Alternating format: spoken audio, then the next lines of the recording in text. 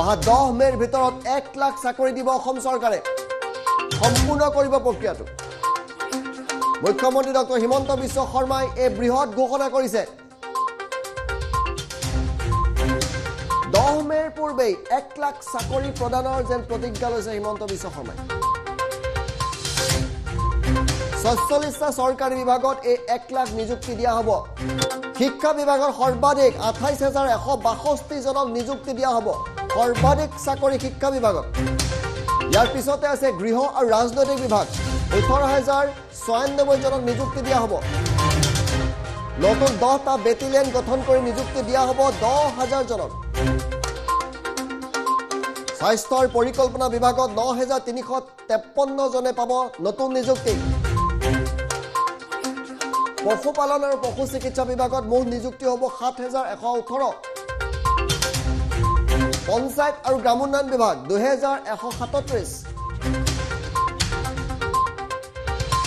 শ্ৰমিক কল্যাণ বিভাগত ৫৪টা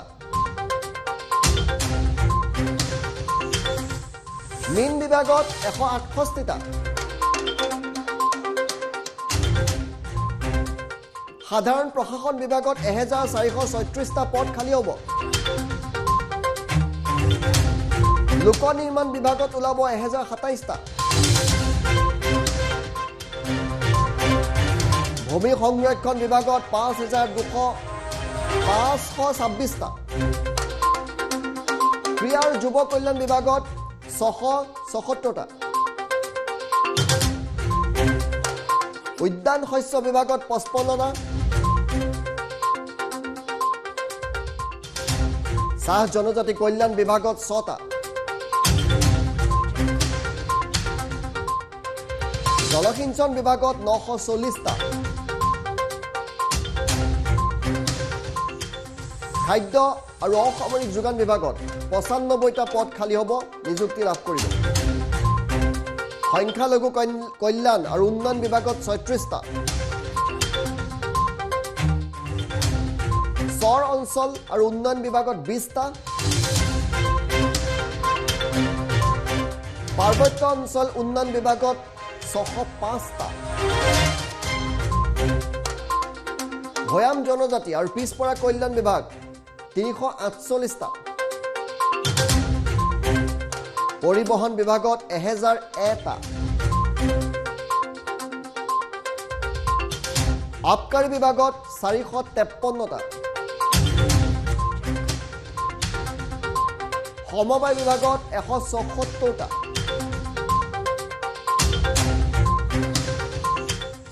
ৰূপান্তৰ আৰু উন্নয়ন বিভাগত ১,২৪০টা গৃহ আৰু নগৰ পৰিকল্পনা বিভাগত ২৩২টা পেঞ্চন আৰু ৰাজহুৱা অভিযোগ বিভাগত ২টা জনস্বাস্থ্য কাৰিকৰী বিভাগত ৫২৬টা বিজ্ঞান আৰু প্ৰযুক্তি বিভাগত ১১টা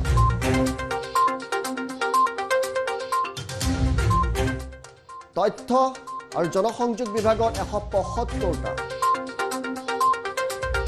সাংস্কৃতিক পৰিক্ৰমা বিভাগত ৫৬১টা ন্যায় বিভাগত ৪৯৮টা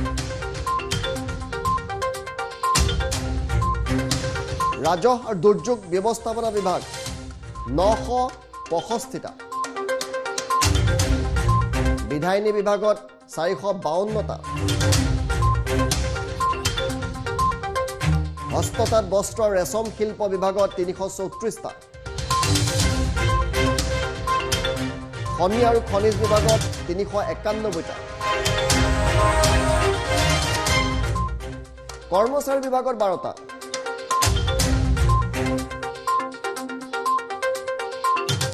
দক্ষতা নিয়োগ আৰু উদ্যমিতা বিভাগত ৫৩৯টা শক্তি বিভাগত ৫,৭৬৯টা সমাজ কল্যাণ বিভাগত ৪৭০টা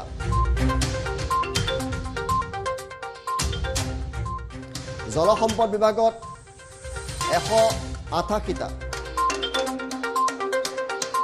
লোক নিৰ্মাণ পথ বিভাগত 1963টা, বিত্ত বিভাগত 922টা,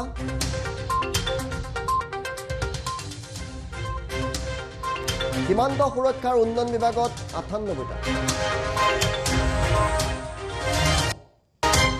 10 মেৰ ভিতৰত 1 লাখ চাকৰি দিব অসম চৰকাৰে হিমন্ত বিশ্ব শৰ্মাই টুইট কৰি জনাইছে।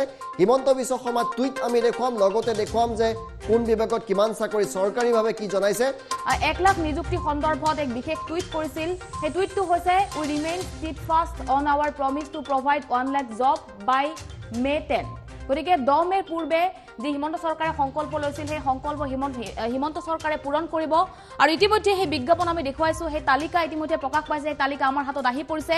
বিভাগসমূহ হৈছে শ্ৰমিক কল্যাণ বিভাগত 54টা, পশুপালন আৰু পশু চিকিৎসা বিভাগত 7118টাকৈ পদ ইতিমধ্যে মুকলি হৈছে। মীন বিভাগত 168টাকৈ পদ মুকলি হৈছে। পঞ্চায়ত আৰু গ্ৰাম উন্নয়ন বিভাগত 2137টা পদ মুকলি হৈছে। সাধাৰণ প্ৰশাসন বিভাগত 1436টাকৈ পদ মুকলি হৈছে।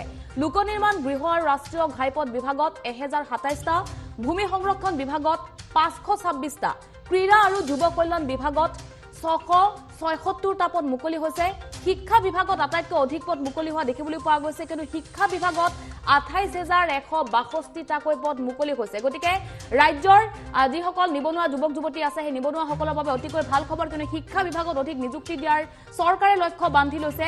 1 লাখ নিযুক্তিৰ ভিতৰত শিক্ষা বিভাগত 28162টাকৈ পদ মুকলি কৰা হৈছে। লগতে উদ্যান শস্য বিভাগত 55টা, চাহ জনজাতি কল্যাণ বিভাগত 6টা, জলসিঞ্চন বিভাগত 940টা, খাদ্য আৰু সামৰিক যোগান গ্ৰাহক পৰিক্ৰমা বিভাগত 95টাকৈ পদ মুকলি হৈছে। সংখ্যালঘু কল্যাণ আৰু উন্নয়ন বিভাগত 36টাকৈ পদ মুকলি হৈছে। চৰ অঞ্চল উন্নয়ন বিভাগত 20টা পদ মুকলি হৈছে। পাৰ্বত্য অঞ্চল আৰু উন্নয়ন বিভাগত 605টা, ভৈয়াম জনজাতি আৰু অন্যান্য পিছপৰা শ্ৰেণীৰ কল্যাণ বিভাগত 348টাকৈ পদ মুকলি হৈছে। পৰিবহণ বিভাগত হৈছে 1001টা, পৰিৱেশ আৰু বন বিভাগত হৈছে 1379টাকৈ পদ মুকলি হৈছে। গতিকে এই তালিকা আমি ইতিমধ্যে দেখুৱাইছো, এই তালিকা আমাৰ হাতত আহি পৰিছে। হিমন্ত বিশ্ব শৰ্মাই বিশেষ টুইট কৰিছে, যিহেতু 1 লাখ যিটো নিযুক্তি প্ৰদান কৰা চৰকাৰে লক্ষ্য বান্ধি লৈছে। বিভিন্ন বিভাগত অধিক পদ খালী হোৱা দেখিবলৈ পোৱা গৈছে, কিন্তু শিক্ষা বিভাগত 28000ৰো অধিক নিযুক্তি প্ৰদান কৰা